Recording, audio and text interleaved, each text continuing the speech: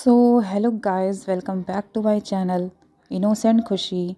सो guys, आज मैं आपको बताऊंगी मॉलिक्यूलरिटी ऑफ अ रिएक्शन और ऑर्डर ऑफ अ रिएक्शन के बीच का डिफरेंस। सो गाइस, ये दोनों पॉइंट जो हैं वो बहुत ही सुपर डुपर इम्पॉर्टेंट है हमारे एग्ज़ाम पॉइंट ऑफ व्यू से। चाहे वो कॉम्पिटिटिव एग्ज़ाम हो, चाहे वो होम एग्ज़ाम हो, ये दोनों पॉइंट पूछे ही जाते हैं। सो गाइस, उससे पहले जिन्होंने मेरा चैनल सब्सक्राइब नहीं किया, प्लीज़ मेरे चैनल को सब्सक्राइब करें, लाइक करें, शेयर करें और बेल आइकन को प्रेस कीजिए ताकि हमारे जो चैनल के न्यू वीडियोस हैं वो आप तक जल्दी से पहुंच सकें। सो गाइस, चलिए हम लोग स्टार्ट करते हैं। सबसे पहले मॉलिक्यूलरिटी ऑफ अ रिएक्शन और ऑर्डर ऑफ रिएक्शन के डेफिनीशन से, क्योंकि डेफिनीशन ही सबसे ज़्यादा पूछा जाता है, 1 मार्क्स क्वेश्चन होता है वो। तो चलिए मॉलिक्यूलरिटी ऑफ अ रिएक्शन का सबसे पहले डेफिनीशन देखते हैं। यहाँ पे पेन चेंज कर लेते हैं सबसे पहले ताकि आपको समझने में दिक्कत ना हो। तो देखिए, मॉलिक्यूलरिटी क्या होता है कि इसमें सिर्फ क्या होता है कि नंबर सिर्फ गिने जाते हैं रिएक्टिंग स्पीसीज, चाहे वो एटम्स हो, आयंस हो या मॉलिक्यूल्स हो। ठीक है, इसमें सिर्फ उसके नंबर ही काउंट किए जाते हैं। ठीक है, तो देखिए, the number of reacting species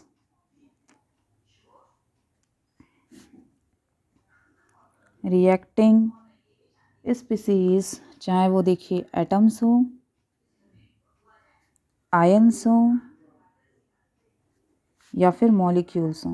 ठीक है, या फिर मॉलिक्यूल्स हो, कुछ भी हो। ठीक है, the number of reacting species, atoms, ions और मॉलिक्यूल्स कुछ भी हो, विच मस्ट कोलाइड। इसका मतलब मैं आपको भी बताऊंगी, पहले हम लोग राइट कर लेते हैं। Simultaneously, which must collide simultaneously in order to carry out, ये डेफिनेशन है guys, in order to carry out a chemical reaction,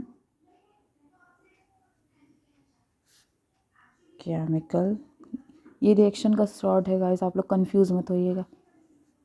is called molecularity of a reaction. So देखिए, the number of reacting species, atoms, ions और molecules etcetera which must collide simultaneously in order to carry out a chemical reaction is called molecularity of a reaction. So देखिए guys, molecularity होता क्या है कि कितने number of reacting species collide कर रहे हैं किसी भी रिएक्शन को करवाने के लिए। ठीक है, तो गाइस इसके कुछ मतलब पार्ट्स भी होते हैं। जैसे अगर 1 मॉलिक्यूल कर रहा है तो उसको यूनिमॉलिक्यूलर कहते हैं, अगर 2 कर रहा है तो उससे क्या कहते हैं, बाई मॉलिक्यूलर कहते हैं, अगर 3 कर रहा है तो उसे ट्राई मॉलिक्यूलर कहते हैं। और गाइस, मैं आपको एक ध्यान देने वाली चीज़ बता दूं कि अगर 3 से ज़्यादा कोई मॉलिक्यूल रिएक्ट कर रहा है, केमिकल रिएक्शन बना रहा है, तो गाइस वो बहुत ही स्लो प्रोसेस में बनाएगा। ठीक है, वो बहुत ही स्लो प्रोसेस में बनाएगा। उसका जो प्रोडक्ट होगा वो बहुत ही मतलब धीरे बनेगा। सो देखिए, अब हम लोग देख लेते हैं ऑर्डर ऑफ रिएक्शन का डेफिनीशन। ठीक है, तो ऑर्डर ऑफ रिएक्शन का डेफिनीशन देख लीजिए। इसमें क्या होता है बता दूंगी, आप लोग पहले देखिए डेफिनीशन देख लीजिए। The sum of powers of the concentration of the reactants in the rate law expression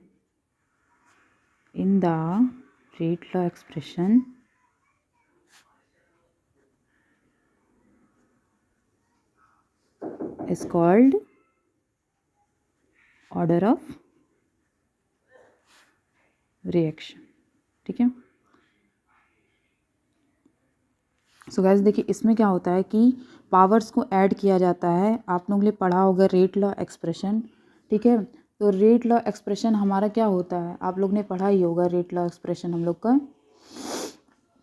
so guys उसके जो पावर्स होते हैं, जो हम लोग ने कॉन्सेंट्रेशन जो था ए बी, उसका हम लोग ने पावर लिया था ना, एक्स वाई पावर नहीं लेते हैं, रेट लॉ एक्सप्रेशन आप लोग ने पढ़ा होगा। सो गाइस उसमें जो होता है पावर्स लेते हैं। जैसे मैं आपको बता दूं कि रेट लॉ एक्सप्रेशन यही होता है कि रेट इज़ इक्वल टू के ए पे पावर एक्स या बी पे पावर वाई, ठीक है। तो इन दोनों का सम अगर ज़ीरो है तो वो ज़ीरो ऑर्डर रिएक्शन हो जाएगा, इन दोनों का सम अगर वन है तो वो फर्स्ट ऑर्डर रिएक्शन हो जाएगा, अगर इन दोनों का सम टू है तो वो सेकंड ऑर्डर रिएक्शन हो जाएगा, अगर ये दोनों फ्रैक्शन में है तो वो फ्रैक्शनल ऑर्डर ऑफ रिएक्शन हो जाएगा, ठीक है। तो अब देखते हैं, आई होप आपको इतना तो समझ में आ ही गया होगा। ये हमारा रेट लॉ एक्सप्रेशन है गाइस, ठीक। हमारा रेट लॉ एक्सप्रेशन है, एग्ज़ाम में पूछा ही जाता है, इससे न्यूमेरिकल्स भी आते हैं, तो आप लोग इस फॉर्मूले को याद कर लीजिएगा, ठीक है। अब देखिए हम लोग नेक्स्ट देखते हैं डिफरेंस, ठीक है। तो अभी तक हम लोग ने सिर्फ डेफिनेशन ही देखा है, अब हम लोग इसके आगे के डिफरेंसेस देखेंगे। तो मॉलिक्यूलरिटी में पता है गाइस क्या होता है, मॉलिक्यूलरिटी में क्या होता है कि हम लोग होल नंबर सिर्फ लेते हैं, ठीक है, जो इंक्लूड करता है हमारा 1 2 3, ठीक है। या होल नंबर नहीं कह सकते हैं, होल नंबर तो ज़ीरो से शुरू होता है, इसको कह सकते हैं नेचुरल नंबर, ठीक है। नेचुरल नंबर 1 2 3 से शुरू होते हैं, तो इसको लिख सकते हैं molecularity is always a natural number, ठीक है। नेचुरल नंबर वैल्यू ओनली, अगर इसको ब्रैकेट में लिखा जाए तो दैट इज़ 1 2 3, ओके। अब जो हमारा ये होता है order of reaction, order of reaction क्या होता है, मैंने अभी बताया है कि ऑर्डर ऑफ रिएक्शन जो होता है हम लोग का, so guys order of reaction हम लोग का जो होता है वो या तो ज़ीरो भी हो सकता है या फिर क्या हो सकता है, होल नंबर भी हो सकता है, यानी ज़ीरो से शुरू हो रहा है तो मतलब होल नंबर 0 1 2 3, होल नंबर 0 1 2 3, या फिर फ्रैक्शनल नंबर भी हो सकता है, ठीक है। फ्रैक्शनल अभी बताया ना कि इन दोनों का अगर सम जो है वो फ्रैक्शन में आए तो वो fractional number of order reaction हो जाएंगे, ठीक है। अब नेक्स्ट डिफरेंस हम लोग देखते हैं कि जो हमारा ये मॉलिक्यूलरिटी है, ठीक है, गाइस जो हमारा मॉलिक्यूलरिटी है वो एक थियोरेटिकल कॉन्सेप्ट है, ठीक है। यहाँ पे एरो लगा के लिख सकते हैं थियोरेटिकल कॉन्सेप्ट, ठीक है। लेकिन जो हमारा ये ऑर्डर ऑफ रिएक्शन है फ्रेंड्स, जो हमारा ऑर्डर ऑफ रिएक्शन है वो एक्सपेरिमेंटल है, ठीक है, एक्सपेरिमेंटल कॉन्सेप्ट, ठीक है। इसकी वैल्यू जो है एक्स और वाई की वैल्यू आप लोगों ने पढ़ा होगा रेट लॉ एक्सप्रेशन में कि एक्स और वाई की वैल्यू जो होती है वो एक्सपेरिमेंटली फाइंड होती है, तो इसको हम लोग इसीलिए कह दिए एक्सपेरिमेंटल कॉन्सेप्ट। अब नेक्स्ट देखते हैं, यहाँ पे मैं लाइन को थोड़ा बड़ा कर लेती हूँ क्योंकि डिफरेंसेस अभी काफ़ी हैं, 2 3 डिफरेंसेस और हैं। तो देखिए इसमें क्या होता है कि जो मॉलिक्यूलरिटी हमारा होता है वो एलिमेंट्री रिएक्शन के लिए ही सिर्फ एप्लीकेबल है, एलिमेंट्री रिएक्शंस एप्लीकेबल, ठीक है। एलिमेंट्री क्या होता है, 1 स्टेप प्रोसेस होता है हम लोग का एलिमेंट्री, ठीक है। एलिमेंट्री जो होता है हम लोग का 1 स्टेप प्रोसेस में होता है, यानी मतलब एक ही प्रोसेस में रिएक्शन हो जाए, तो ये एलिमेंट्री रिएक्शन के लिए ही एप्लीकेबल है। जहाँ पे हमारा ये ऑर्डर ऑफ रिएक्शन है वो एलिमेंट्री रिएक्शन और एक जो हमारा क्या है कॉम्प्लेक्स, जो बहुत सारे प्रोसेसेस में होता है, हमारा कॉम्प्लेक्स प्रोसेस एप्लीकेबल होता है ये दोनों पे, ठीक है। अब देखिए आते हैं हम लोग फिफ्थ डिफरेंस पे। फिफ्थ डिफरेंस हम लोग का है कि मॉलिक्यूलरिटी जो होता है वो कभी भी ज़ीरो नहीं होता है, ठीक है, कांट बी ज़ीरो। लेकिन जो हमारा ऑर्डर ऑफ रिएक्शन होता है वो तो मैंने आपको पढ़ा ही दिया है कि ये ज़ीरो हो सकता है, ज़ीरो होगा तो हम लोग का क्या होगा, ज़ीरो ऑर्डर रिएक्शन। अब लास्ट डिफरेंस देखते हैं गाइस, ये मोस्ट इम्पॉर्टेंट है कि जो मॉलिक्यूलरिटी ऑफ अ रिएक्शन है इसमें क्या होगा कि इसमें क्या होता है कि जो हमारे मैं आपको एग्ज़ाम्पल से बताती हूँ कि सपोज़ कुछ भी एग्ज़ाम्पल ले लेते हैं। 2HI, ये हम लोग का एग्ज़ाम्पल हो गया, ठीक है। H2 गैस निकल रहा है और क्या निकलता है, I2 गैस निकलता है। इसमें क्या होगा कि ये जो हम लोग का कोफिशिएंट है, ये कौन, इस कोफिशिएंट को क्या कहते हैं हम लोग, स्टोइकियोमेट्री कोफिशिएंट, इसको देखा जाता है मॉलिक्यूलरिटी में, ठीक है। तो इससे पता चल जाएगा कि 2 molecules of HI gives 1 molecule of H2 and 1 molecule of I2, ठीक है। तो क्या लिख सकते हैं कि molecularity can be obtained from the stoichiometric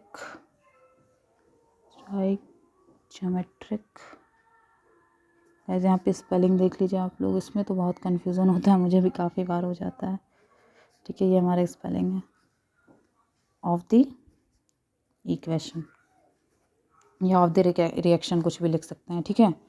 अब देखिए हमारा जो इसमें 6th वाला है, इसमें हम लोग क्या कह सकते हैं कि जो हमारा ऑर्डर ऑफ रिएक्शन होता है, ऑर्डर ऑफ रिएक्शन, ये इक्वल नहीं हो सकता, may not be equal to the number of molecules of the reactants as seen from the equation, या मतलब उस वाले इक्वेशन में ऑफ द इक्वेशन लिख देते हैं, ठीक है, पढ़ने में आसानी होगी आपको, ठीक है। सो गाइस देखिए इसमें क्या होता है कि जो हमारा ऑर्डर ऑफ रिएक्शन है, इसमें हम लोग जो होता है स्टोइकियोमेट्रिक कोफिशिएंट नहीं देखते हैं, ठीक है। बहुत ही रेयर केस में जो होता है हमारा ऑर्डर ऑफ रिएक्शन का, ये स्टोइकियोमेट्रिक जो XY है, ये जो ना हम लोग का कोफिशिएंट है, बहुत ही रेयरली स्टोइकियोमेट्रिक कोफिशिएंट के इक्वल होता है, ठीक है। बाकी हम लोग ये मान के नहीं चल सकते हैं कि X जो होगा ये हमारे स्टोइकियोमेट्रिक जो कोफिशिएंट उसके इक्वल होगा, बहुत ही रेयरली पाया जाता है, ठीक है। ये एक्सपेरिमेंटल कॉन्सेप्ट है। X और Y की वैल्यू आपको क्वेश्चंस में दिएंगे, तो मतलब उसको आपको कोई एक्सपेरिमेंटली दिए रहेंगे, डिफाइंड होंगे, तो गाइज उसमें आपको कोई भी दिक्कत लेने की ज़रूरत नहीं है। तो मैंने आपको डिफरेंसेस बता दिए कि इसमें जो होते हैं number of reacting species he involve होते हैं। इसमें क्या होता है कि हमारा नेचुरल नंबर से शुरू होता है, यानी 1 2 3 से शुरू होता है। थियोरेटिकल कॉन्सेप्ट होता है ये एक एलिमेंट्री रिएक्शन यानी सिंगल स्टेप प्रोसेस में एप्लीकेबल है, और ये ज़ीरो कभी भी नहीं हो सकता है। ये जो होगा ये ऑब्टेन होगा स्टोइकियोमेट्रिक कोफिशिएंट के, यानी 2 molecules of HI gives 1 molecule of H2 and 1 molecule of I2। और इसमें क्या होगा ऑर्डर ऑफ रिएक्शन में कि पावर्स को ऐड करेंगे, अगर 1 आ रहा है तो वो फर्स्ट ऑर्डर होगा, 0 आ रहा है तो 0 ऑर्डर ऑफ रिएक्शन होगा, 2 आ रहा है तो हम लोग का सेकेंड ऑर्डर रिएक्शन होगा, अगर फ्रैक्शन में आ रहा है तो वो फ्रैक्शनल ऑर्डर ऑफ रिएक्शन हो जाएगा। ये क्या होगा कि ऑर्डर ऑफ रिएक्शन 0 हो सकता है, अभी ऊपर ही मैंने बताया है।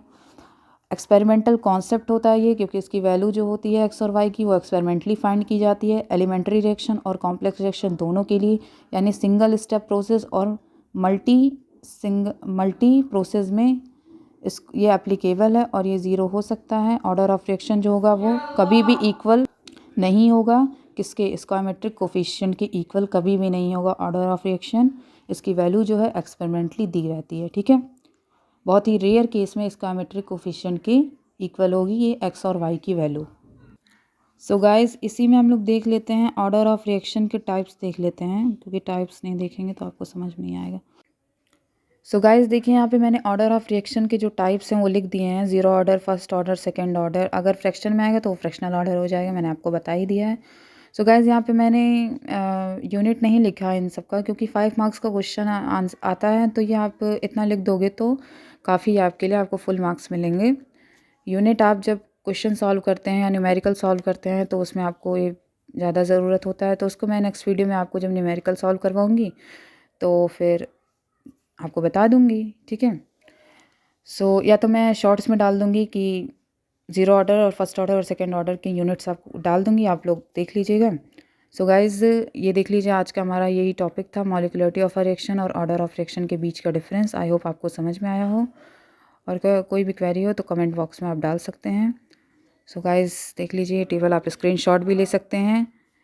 मिलते हैं जल्दी नेक्स्ट वीडियो के साथ, तब तक के लिए bye bye. Stay safe, stay healthy and keep a smile on your face. Please मेरे चैनल को सब्सक्राइब कीजिए, लाइक कीजिए, शेयर कीजिए। तब तक के लिए बाय बाय।